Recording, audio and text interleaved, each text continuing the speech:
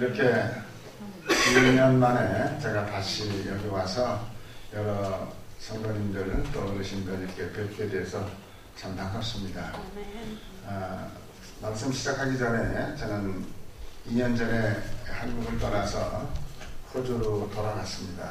그리고 호주에 가서 이제 좀 쉬어야 되겠다 그렇게 생각을 하고 있었는데 도착해서 한 2달쯤 지나고 나니까 제가 옛날에 그 시드니 제일교회라고 하는 교회에서 은퇴식을 하고 떠난 사람입니다. 10년 전에. 그런데 그 교회에서 연락이 왔어요. 다시 오시라고. 그래서 참 많이 망설였습니다. 이게 다시 가야 되나 안 가야 되나. 젊은 목사님들 얼마든지 많이 있을 텐데 어떻게 할까 생각하다가 장로님들이 아주 간곡히 부탁을 하면서 교회가 조금 어렵습니다. 그래서 꼭 오셔야 됩니다. 그리고 우리 교인들한테 말씀을 드렸더니 만장일치로 결정했습니다. 한 사람도 반대하는 사람 없습니다. 그래서 기도하는 중에 2018년 1월 1일부터 그 교회에 다시 돌아가서 목회를 했습니다. 교회가 조금 어려워졌고 그래서 이제 가서 정리를 하면서 후임자가 그때 떠나시고서 새로운 목사님을 선정을 못 해놓고 그냥 가셨어요. 떠나시는 과정에서 교회가 조금 불편한 일이 있어서 교인들이 떠나기도 하고 좀 어려웠다 그런 얘기를 들었어요. 그래서 가서 이제 교회를 다시 이렇게 세우고 정리하고 그리고 후임 목사님, 부목사님 다 청빙해 놓고 그리고 이제 제 집이 브리스벤에 있습니다. 브리스벤이라는 도시는 시드니에서 북쪽으로 1000km 떨어진 지역입니다. 그래서 거기 가서 이제 제 딸하고 같이 생활을 하다가 이번에는 이제 금년이 호주 선교사들이 한국에 온 지 130주년 되는 해입니다. 130년 전에 10월 2일 날 호주 선교사가 처음으로 부산에 도착한 날입니다. 그래서 이제 금년 앞으로 오는 10월 첫째 주 오후 예배를 기념 선교사 기념 묘원에서 드리기로 이제 결정을 했다고 해요. 그래서 그런 거 여러 가지 이제 준비하는 일이 좀 있어가지고 그 준비위원회에서 꼭 좀 와줬으면 좋겠다. 그래서 제가 잠시 다니러 갔습니다. 그래서 여러분들 일일이 개인적으로 만나서 인사드리고 또 만나서 대화하고 그런 시간은 잘 없을 것 같아요. 이렇게 만나뵈는 거로 하고 또 다음에 기회 있으면 와서 좀 뵙도록 그렇게 하겠습니다. 그리고 오늘은 부활주일인데 원래 부활주일은 담임 목사님이 설교하시는 게 원칙이에요. 그런데 굳이 꼭 절보고 목사님 하시라고 그러고 장로님들이 또 허락해 주셔서 이렇게 담임에 쓰기는 했습니다만 참 죄송합니다. 그러나 여러분들은 오늘 부활주일 칸타타도 참 좋았고 또 이 말씀을 통해서도 부활의 확실한 소망을 가지시는 그런 시간이 됐으면 참 좋겠다 그런 생각이 들어요. 오늘 제목은 예수님의 부활의 증거입니다. 아마 예수 믿으시는 분들은 이 제목에 대해서 수도 없이 많이 들으셨을 거예요. 그러나 분명한 것은 지금도 이 자리에 앉아 계시면서 사람이 죽었다고 어떻게 사나? 예수님이 부활하셨다고 기독교는 끝까지 얘기하고 성경에 기록이 되어 있는데 나는 참 믿을 수가 없어. 아마 그러신 분들 좀 계실 줄로 믿어요. 많아요 사실은요. 그리고 누가 물으면 나 예수 믿는 사람이야 이렇게 말은 하지만 예수 믿는다는 거는 찬송가 들고 주일마다 교회 나와서 집사가 되고 권사가 되고 장로가 되고 목사가 되고 그 과정을 예수 믿는 거라고 얘기하는 거 아니에요. 분명한 것은 예수 믿는 게 뭐냐? 예수님이 멋있어 보여서 그분의 가르침이 꽤 윤리적이고 도덕적이어서 참 좋다 하는 거 가지고 안 된다는 겁니다. 예수 믿는다는 말은 예수님이 사망문서를 깨치고 부활하셨음을 나는 누가 뭐라 그래도 믿는다. 그게 예수 믿는 거예요. 그리고 예수가 십자가에 못 박혀 돌아가신 것은 나의 죄를 깨끗하게 씻어주시고 용서해주시고 새 생명 주시기 위해서 십자가에서 고난을 당해주신 거다. 2000년 전에 유태인이 나하고 성씨도 다른 사람인데 얼굴도 다른데 모양도 다른데 그분이 나를 위해서 죽었다? 난 믿을 수 없어. 그렇게 말하는 교인들 참 많아요. 목사님들도 있어요. 자, 여러분, 그러나 이 십자가 사건에 대해서 우리가 분명히 나의 죄를 대신해서 예수님이 십자가 져주셨기 때문에 나는 용서함 받은 사람이야 라고 믿기만 하면 용서된다는 거예요. 그게 성경의 논리이고 인간의 논리가 아니에요. 인간의 지식이나 논리를 가지고는 이해가 안 돼요. 그러나 천지 만물을 무에서 유로 창조하신 하나님의 놀라운 능력이라 그러면 절대 가능하다. 나는 그걸 믿는다. 이렇게 믿는 게 신앙생활이고 또 기독교의 교인이라고 하는 뜻이에요. 그럼 믿음은 어떻게 하냐? 그 사실을 끊임없이 누구에게 얘기해야 돼요. 교회 나오시면서 오늘 점심이 어땠어? 어떤 권사님이 어땠어? 뭐 이런 얘기를 다 들으면서 하면서 예수님이 부활하시고 그 부활하신 예수가 나의 삶을 이렇게 인도해서 나는 새 생명 얻은 사람이야. 그 얘기를 안 한단 말이에요. 이게 지금 문제예요. 그래서 오늘 다시 짧은 시간이지만 이 얘기를 좀 하려고 이 제목을 정했어요. 자, 제일 첫째로 예수 그리스도가 부활하셨다고 하는 것은 증거가 여러 가지가 많습니다. 한두 가지만 돼도 그저 그거 붙들고 있으면 돼요. 그런데 오늘 저는 몇 가지를 좀 나눠서 말씀드리려고 하는 것은 예수님의 부활은 우리가 살고 있는 이 자연에 하나님이 창조하신 모든 질서 가운데서 만물에 살아가는 원리를 통해서 우리들에게 가르쳐주고 계십니다. 그런 뜻이에요. 그 말은 무슨 말이냐? 특별히 오늘은 새봄이에요. 여러분들 아마 교회를 오시면서 또 요 근래에 지난 주간에 여기저기 차를 타고 다니시면서 참 봄철은 역시 좋은 계절이야. 멋있어. 그리고 나무잎의 색깔도 진하지 않아요. 다 아주 옅은 그린색이 돼가지고 너무너무 예뻐. 근데 얼마 전까지만 하더라도 아무것도 없는 가지만 항상 하고 다 죽은 것 같았던 산천초목이 지금 전부 새로운 생명을 내놓고 있습니다.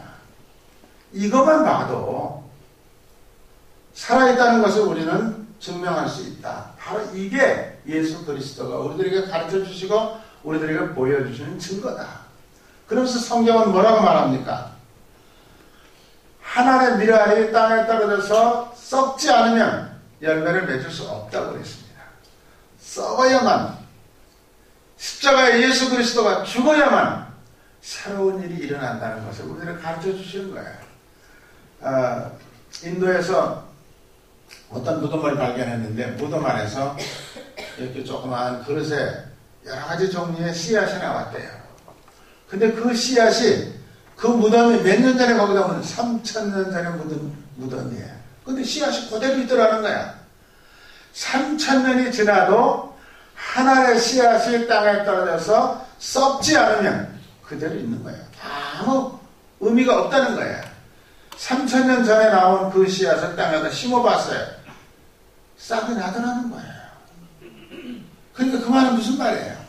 생명이 그 안에 있는데 그냥 가만히 있으면 아무 일도 안 일어난다는 거죠. 그 생명이 죽으니까 새로운 모습으로 나타난다 하는 것을 우리들이 뉴스를 통해서 얼마 전에 본 적이 있습니다. 그러니까 이게 무슨 말이냐? 이런 것들이 우리들에게 예수 그리스도가 부활하셨다는 것을 증거해주는 첫 번째 원리가 될 수가 있습니다. 다시 말하면 성경에도 우리는 육과 혼과 영으로 구성되어 있다. 이렇게 되어 있어요. 육은 좀 병들어도 괜찮아요. 조금 일찍 죽어도 문제가 없어요. 근데 우리는 모두가 다 육신의 건강에 좋은 것이라 그러면 지금 무슨 짓이든지 안 하는 짓이 없어. 모든 일을 다 하고 있어. 그래서 생명은 조금 연장되는지는 모르겠습니다. 그러나 그거 연장되는 거하고 하나님 나라하고는 새로운 예수가 주는 생명하고는 아무 관련이 없어요. 또 혼이라 그러는 개념도 마찬가지예요. 혼은 다소 상처를 받아도, 다소 이웃과의 관계 속에서 불편한 관계가 만들어져도 그렇게 문제가 될 거 없어요. 그러나 성경이 말하는 영이라고 하는 것은 하나님께서 우리 인간을 만드실 때 코에다가 생기를 불어넣어서 영적인 존재가 됐다. 그렇게 가르쳐주고 계세요. 그 영은 죽으면 안 돼. 문제가 생기면 안 돼. 예수 그리스도 안에 있는 사람들에게 예수 그리스도의 사건을 완전히 붙들고 믿기만 하면 그 영이 살아서 나를 주관하고 내 훗날 나의 삶을 영원한 삶으로 인도해 주시겠다고 성경은 분명히 약속하고 있어요. 그런데 이거에 대해서는 별로 관심이 없어. 사람들이 예수 믿으면서도 죽어봐야 알지 그게 막 수가 있나, 있다고 소리하는 사람들도 수도 없이 많아요. 그런데 오늘 여러분들은 누가 뭐라 그러든지 말든지 간에 예수 그리스도가 나를 용서하시고 새 생명 주시기 위해서, 그리고 미래의 하나님 나라 백성으로 이끌어 들이시기 위해서 십자가를 지시고 돌아가시고 부활해 주셨습니다. 아멘. 아멘. 믿습니다. 아멘. 이게 우리의 믿음의 활력이 되어야 된다는 겁니다. 그 다음에 이제 두 번째는 예수님의 제자들을 보면 알 수가 있어요. 예수님이 살았나 죽었나 하는 걸. 부활하셨나 안 하셨나 하는 건 예수님의 제자들을 보면 알아요.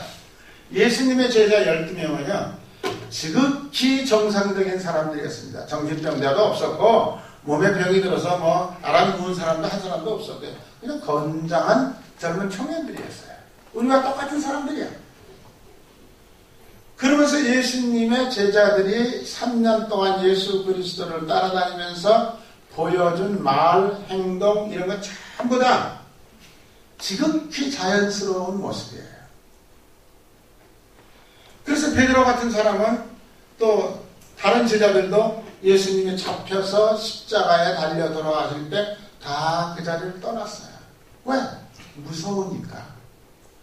예수를 잡아 죽이는 저런 사람들이 예수를 따라가면 나를 죽이지 않는다는 보장이 어디 있느냐. 다 도망가 버리고 또 나중에 마가의 다락방에 모여서 문 꼭꼭 닫아걸고 꼭꼭 숨어라. 그리고 바깥을 내다보면서 숨을 죽이고 있었습니다. 그게 지극히 정상적인 모습이었어요. 그 가운데 성경은 베드로에 대한 얘기를 하고 있죠. 3번씩이나 나는 절대 저 사람 모릅니다. 부인했잖아요. 선생님 죽으면 안 됩니다. 가시는 건 내가 어디든지 따라가겠습니다. 이러던 큰소리 치던 사내대장부가 십자가를 멀리서 바라다보면서 3번씩이나 부인했어요. 그것도 로마 군사가 와서 칼 대고 총 대고 너 예수 따라다니는 놈이지 이런 것도 아니에요. 조그만 여자아이가 빤히 쳐다보면서 이 사람 예수 따라다니던 사람 맞다고 이렇게 말할 때 그 여자아이 앞에서 부인하고 맹세하고 그러던 베드로예요. 또 예수님을 만나고 난 다음에 부활하신 예수를 만나고 난 다음에 베드로가 어떻게 했어요? 믿을 수가 없었어요. 또 베드로만 안 믿었느냐? 12제자 다 안 믿었어요. 오늘 성경에 보면 아무도 믿지 않았다고 되어 있어요. 오늘 아까 읽으신 보면. 그런데 어찌해서 믿지 못하느냐? 성경 오늘 그렇게 묻잖아요. 그러고 난 다음에 예수님이 여기저기서 많이 살아나셔서 보여주셨는데도 불구하고 한참 있다가 베드로가 하는 말 들어보세요. 야, 세상 말로 하면 이런 거야. 예수가 살아났어. 그래, 맞아. 나도 봤어. 예수가 밥 먹여줘? 다른 주제들 들으니까 정말 그런 것 같아. 그러다가 한참 있더니 나 이렇게 배고프게 앉아 있을 수 없으니까 내 직업은 옛날에 고기 잡던 직업이니까 나 갈릴리 바다 가서 고기나 잡으려다. 형님 가시면 나도 갑니다. 거기 앉았던 제자 7명이 따라 나서는 거예요. 가서 고기를 잡으려고 배를 타고 옛날 배 3년씩이나 안 쓰던 배 다시 꺼내가지고 닦아가지고 고기 잡으러 갔잖아요. 한마디도 못 잡았습니다. 그리고 돌아올 때 예수님은 한 마리도 못 잡고 돌아온다는 걸 알고 그 바닷가에 새벽에 나가서 기다리고 계셨어요. 그냥 빈손으로 갔어요? 여러분 성경에 보면은 물하고 떡하고 뭐 이런 걸 가져가셨다고 되어 있어요. 단체로 한 마리도 못 잡고 지쳐서 돌아오는 놈들 얼마나 배가 고플까, 얼마나 목이 마를까 뭐 이런 생각하셨겠죠. 예수님이 저기서 부르실 때 쫓아왔죠.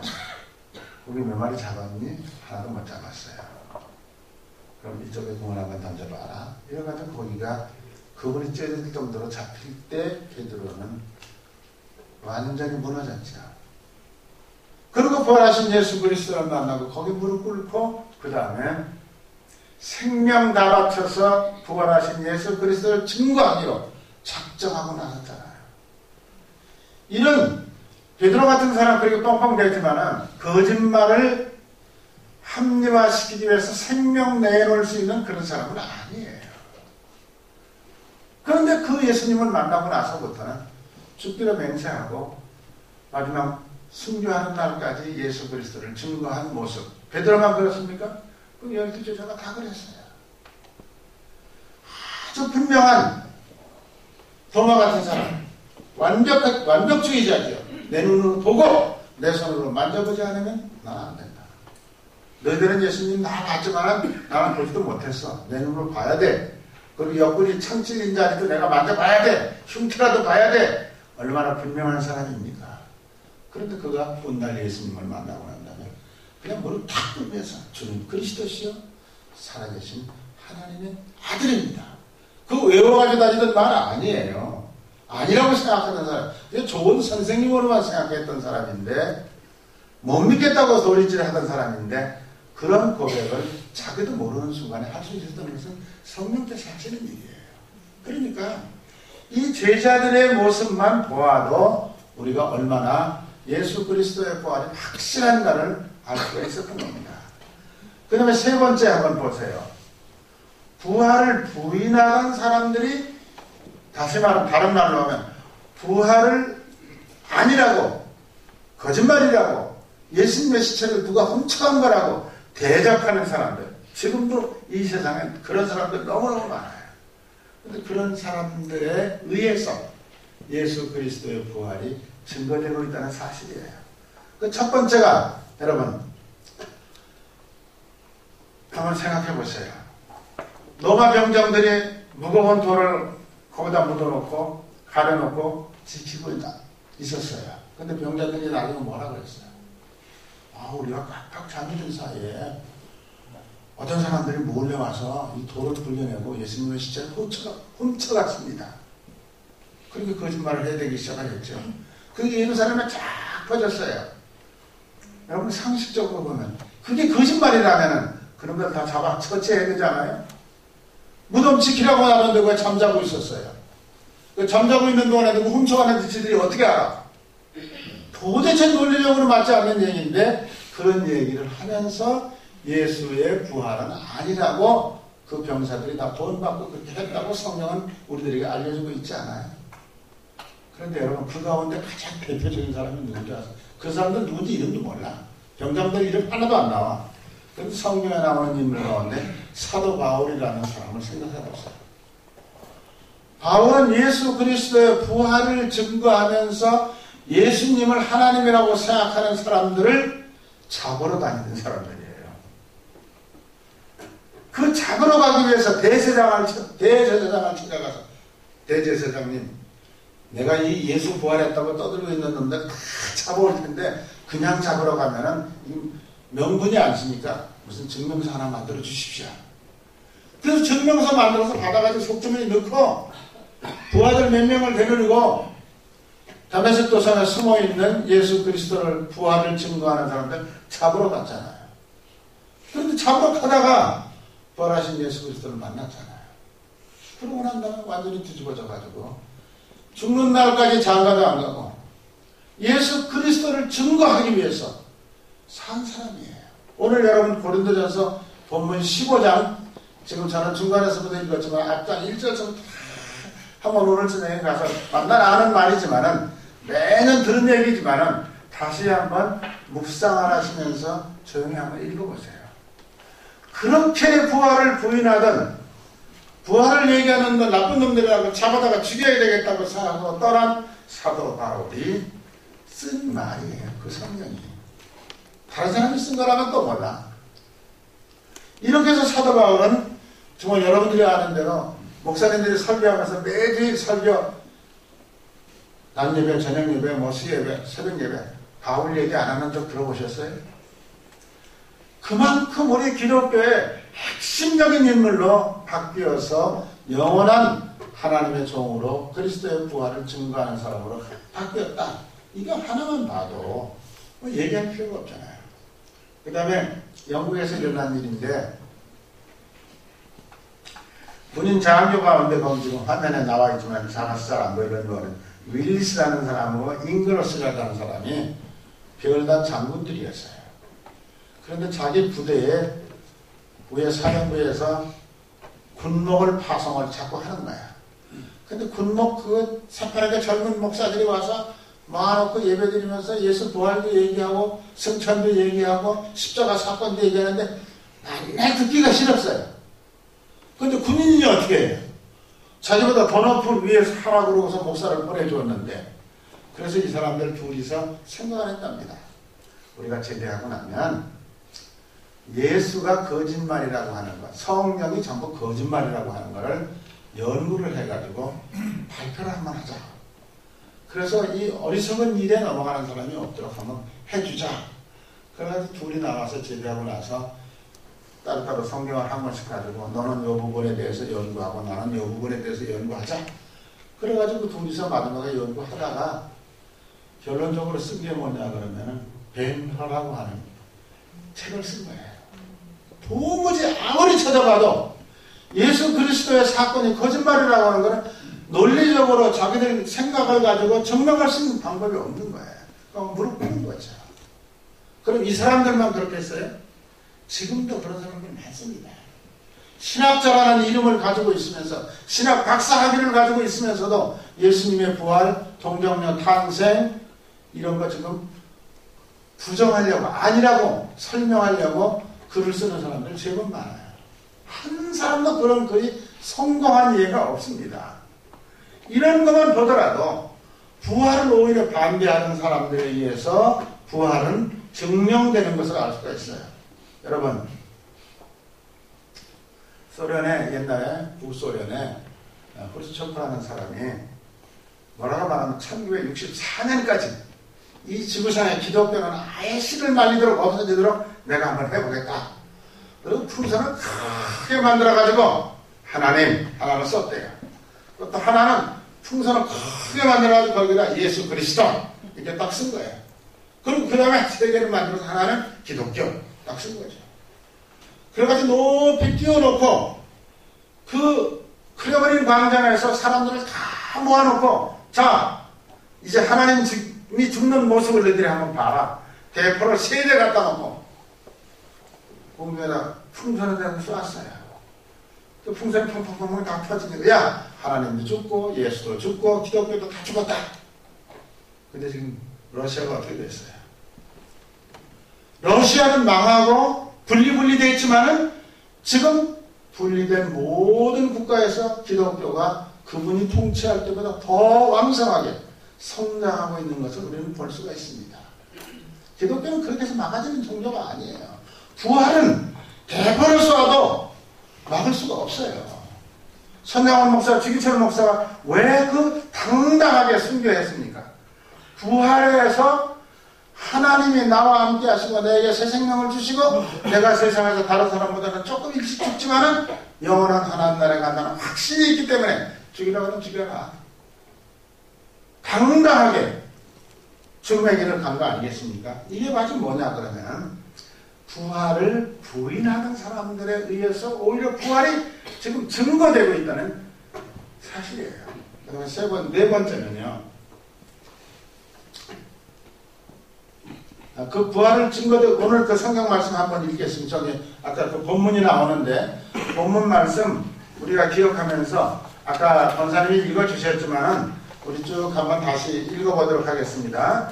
고린도전서 15장 12절입니다. 그리스도께서 죽은 자 가운데서 다시 살아났다 전파되었거늘 너희 중에서 어떤 사람들은 어찌하여 죽은 자 가운데서 부활이 없다고 하느냐. 만일 죽은 자의 부활이 없으면 그리스도도 다시 살지 못하였으리라. 14절 그리스도께서 만일 다시 살아나지 못하셨으면 우리가 전파하는 모든 것도 헛것이고 또 너희 믿음도 어떠시며, 그 다음에 15절, 또 우리가 하나님의 거짓 증인으로 발견되리니 우리가 하나님이 그리스도를 다시 살리셨다고 증언하였습니다. 만일 죽은 자가 다시 살아나는 일이 없으면 하나님이 그리스도를 다시 살리지 아니하셨으리라. 만일 죽은 자가 다시 살아나는 일이 없으면 그리스도도 다시 살아나신 일이 없었어요. 그리스도께서 다시 살아나신 일이 없으면 너희의 믿음도 헛되고 너희가 여전히 죄 가운데 있었을 것이라. 그 다음에 18절, 또 그리스도 안에서 잠자는 자도 망하였으리니 만일 그리스도 안에서 우리가 바라는 것이 이 세상의 삶뿐이면 모든 사람 가운데서 우리가 더욱 불쌍한 자니라. 그러나 이제 그리스도께서 죽은 자 가운데서 살아나사 잠자는 자들의 첫 열매가 되었다. 얼마나 분명한 말씀입니까? 이 말씀은 제가 설명할 필요가 없어요. 여러분들 그냥 읽어보시면 읽는 대로 그대로 누구도 부인할 수 없고 누구도 아니라고 반대할 수 없는 분명한 하나님의 말씀이고, 그 말씀 속에 예수 그리스도가 부활했다고 하는 것을 우리에게 증거하고 있어요. 그 다음에 이제 네 번째로 보면은 역사가 증명한다 이랬어요. 제가 그런 말을 써놨어요. 역사가 증명하는 건 여러 가지 사건들이 많이 있지만은 우선 첫째, 이 지구상에 인간들이 만드는 백과사전 가운데서 가장 대표적이고 세계 모든 나라들이 인정하고 있는 백과사전이 대영 백과사전이라는 거예요. 아마 여러분들 선생님들, 우리 교수님들 집에도 또 책꽂이 하나씩 꽂혀 있을는지도 몰라. 그 대영 백과사전에 예수의 부활, 그런 것을 찾아봤어요. 찾아봤더니 뭐라고 써있느냐 그러면 그리스도의 부활은 역사적인 사실이다. 간단해. 다른 얘기도 없어요. 그리스도의 부활은 역사적인 사건이다. 인류가 소유하고 있는 가장 대표적인 학문의 최고권위를 가지고 있는 대영 백과사전에서 한마디로 정리하는 거예요. 그리스도의 부활이라고 하는 것은 누가 꾸며낸 얘기도 아니고 역사적인 사실이다. 이렇게 적어놓고 있어요. 그 다음에 또 한 가지는 여러분들 한번 생각해 보세요. 지금 우리가 살고 있으면서 역사를 나눌 때 A, B, B, C로 나누고 있습니다. 예수 탄생하기 전 역사, 예수 탄생하고 난 이후의 역사를 딱 선을 그어서 A, B, B, C라고 분류를 하고 있어요. 예수가 태어난 게 뭐가 그렇게 중요한데 그것을 기준으로 해서 이쪽 저쪽을 갈라놓았을까?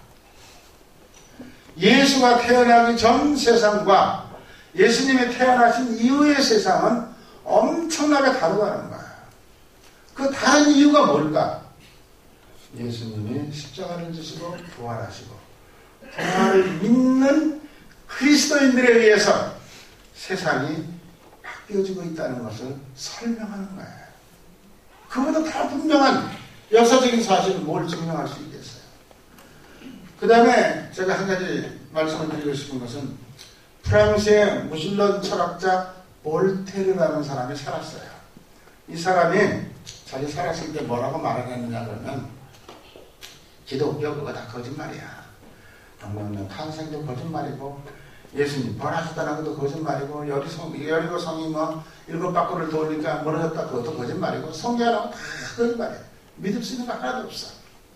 내가 분명히 단언하건대 50년만 지나고 나면 이 지구상에서 성경은 거짓말책으로 낙인이 찍혀서 없어질 거다. 그럼 자동적으로 기독교는 없어질 거다.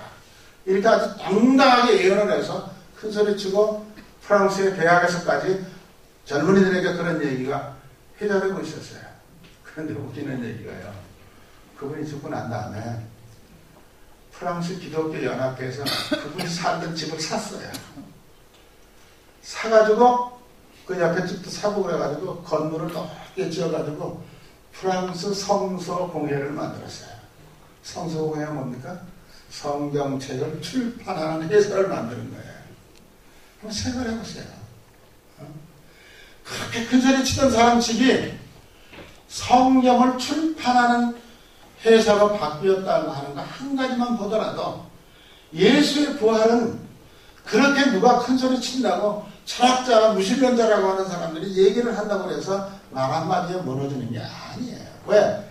진실이기 때문에. 우리가 이런 것도 한번 기억할 필요가 있습니다. 그 다음에 이제 마지막으로 예수님의 빈 무덤이 이를 증명하고 있습니다. 이 세상에 수도 없이 많은 사람들이 살다가고 수도 없이 똑똑하고 종교 지도자들, 사회 지도자들, 많은 족적을 남긴 사람들이 살다가 돌아가셨는데 지금 빈 무덤이 어디 있습니까? 한 군데도 없습니다. 뭐 여호가 무덤을 파갔으면 몰라도 그 외에 빈 무덤이라는 게 역사상에 있을 수가 없어요.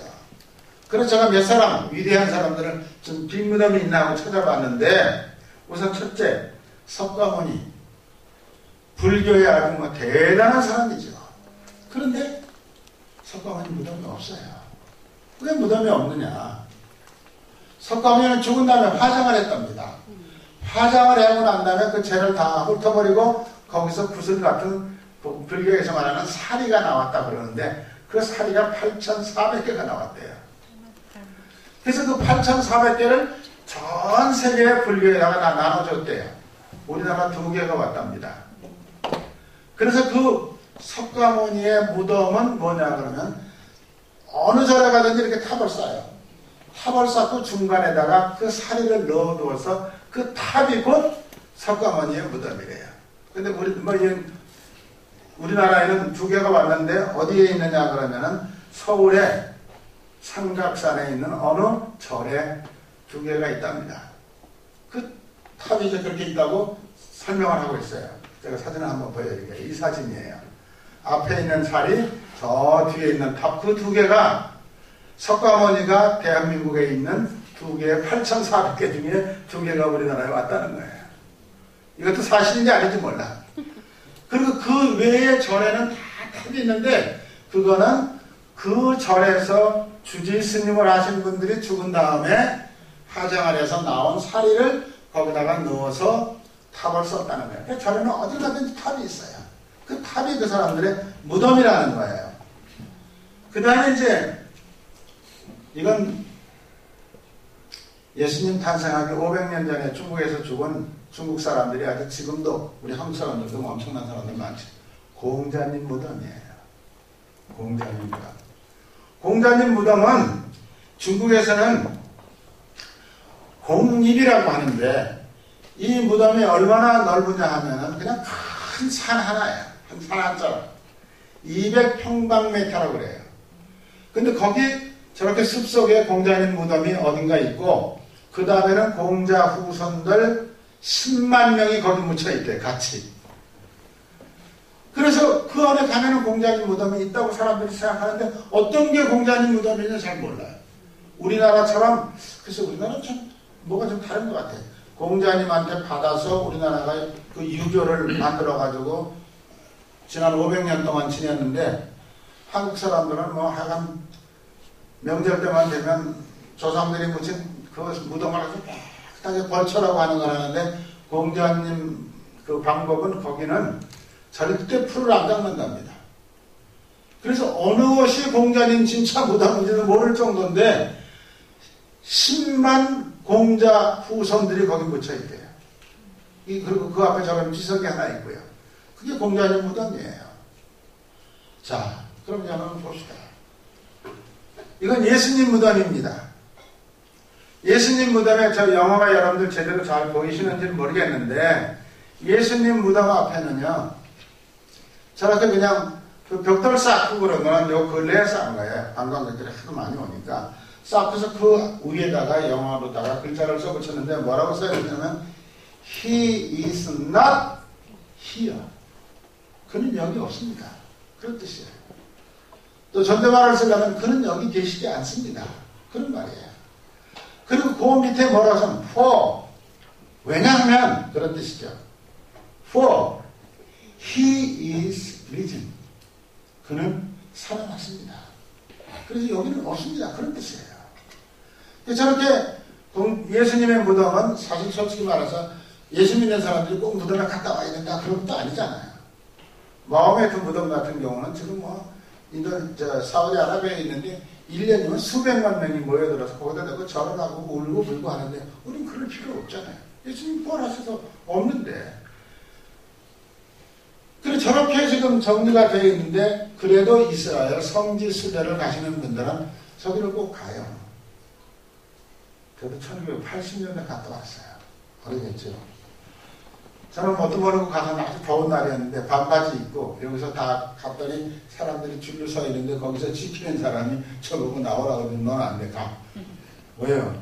반바지 입어서 안 된대. 그래서 돌아왔어요. 그래 그 다음날 긴 양복 입고 또 갔더니 모자를 안 쓰고 와서 안 된대. 그거 어떻게 되나 그랬더니 저기 가르치면 저기 가서 모자를 사오라고 그러더라고요. 그래 갔더니 하얀 종이로 꽃갈모자처럼 만들어가지고 그걸 팔아요. 그러니까 그걸 쓰고 가니까 들어가고 그러더라고요. 근데 딱 1분, 시간도 많이 안 돼요. 1분 동안 예수님의 시체가 누워있던 자리에서 기도하고 빨리 나가야 돼. 다른 사람들도 봐야 된다는 거예요.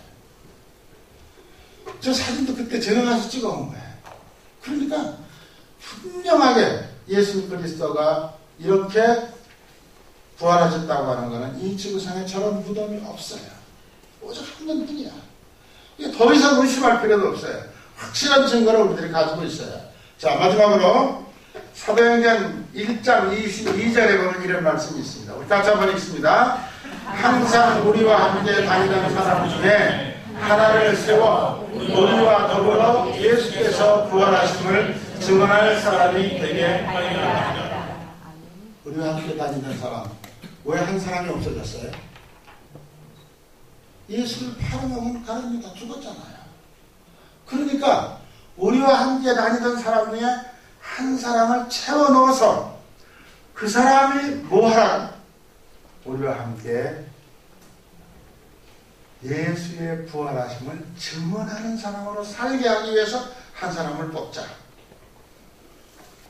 이 말은요, 여러분들이 오늘 우리 창신교회 와서 예배를 드리고 창신교회 교인이 된 것은 하나님께서 여러분들을 부활의 증인으로 쓰시기 위해서 불러주셨습니다. 아멘. 바로 이거예요. 그러면 하나님께서 나를 부활의 증인으로 쓰시기 위해서 이 자리에 불러다가 앉혀주셨는데 앞으로 나는 그걸 뭘 해야 될까? 부활의 증인 역할을 해야죠. 제가 어저께 마산역에서 내려가지고 이렇게 나오다 보니까 예쁜 한복을 입은 아줌마들 둘이 모자를 쓰고 딱 서서 뭘 사람들에게 나눠주더라고요. 누구니까? 사이비 기독교 신자들. 이 사람들이 그걸 전해주고 있는 거예요. 그런데 우리 진짜 배기 교회에 나오는 예수의 부활의 증인으로 부름받은 우리는 아무 생각도 없어. 전도할 마음도 별로 없어. 그래서 나만 잘 다니고 우리 교회는 행복하면 그만이야. 이 생각은 여러분 분명히 잘못됐어요.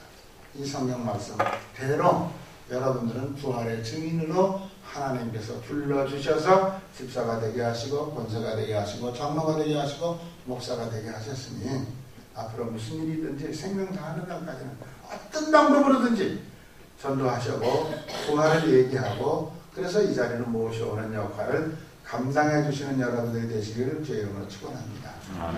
기도하시겠습니다. 하나님,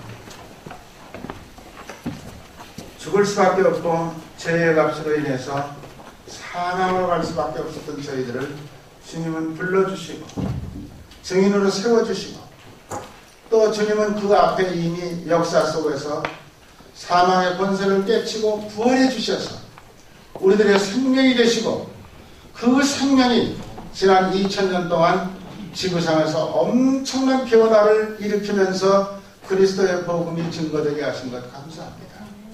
그래서 우리도 그리스도의 복음을 받았고 또 앞으로 우리가 생명 다하는 날까지 이 땅에서 그리스도의 복음을 이런 방법 저런 방법으로 우리들에게 주어지는 기회를 통해서 증거할 수 있는 하나님의 자녀들 되게 하여 주시옵소서. 예수님의 이름으로 기도하옵나이다. 아멘.